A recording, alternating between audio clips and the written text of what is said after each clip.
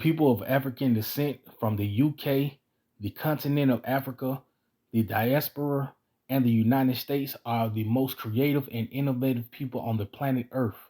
This phenomenon was imbued within us since the beginning of our existence, and from then on, groups have come and stole our inventions, lay claim on our ancient civilizations, and steal our culture. It is my personal opinion that Elvis Presley should not be labeled the king of rock and roll, because rock and roll was invented by people of recent African descent. It has been a known fact for many years that the origin of rock and roll came from the blues. I woke up this morning, year-round. The beginning of blues can be traced back to the late 1860s, arguably the most vicious and violent period in the United States. Vigilante justice was at an all-time high, and by 1889 the lynching of African Americans surged dramatically. The bluesman and blueswoman emerged in the difficult period, along with the stories of folk heroes translated into song. The blues did not speak of the life of the enslaved, but of the experience of the freed man and woman during the periods of Reconstruction and Jim Crow.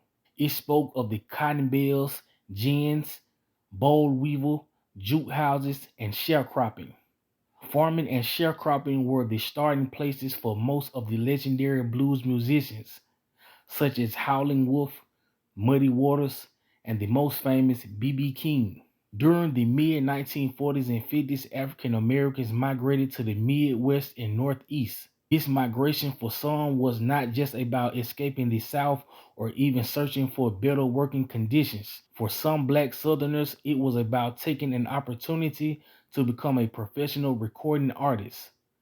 Muddy Waters, one of the most celebrated blues musicians who made a name for himself as a father of Chicago blues, was part of this migration. He brought with him the traditional style of Delta blues learned on the Stovall plantation where he grew up. Howlin' Wolf, another Chicago blues legend who also migrated from Mississippi, sang the songs of the newly migrated freed African Americans.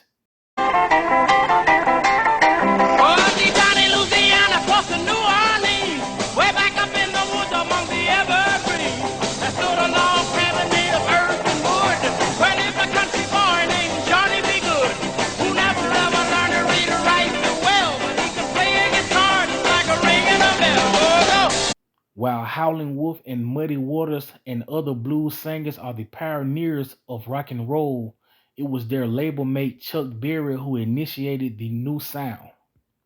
Chuck Berry was an African-American singer, songwriter, musician, and one of the original pioneers of rock and roll music.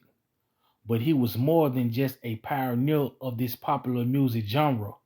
He invented it. Even Billboard magazine agrees that if it wasn't for Chuck Berry, rock and roll wouldn't even exist. He literally made a song called Rock and Roll Music. So why is Elvis Presley considered the king of rock and roll? He didn't write his own music. He didn't invent the sound. Everything that Elvis Presley is, other than his skin complexion, was stolen from the African American.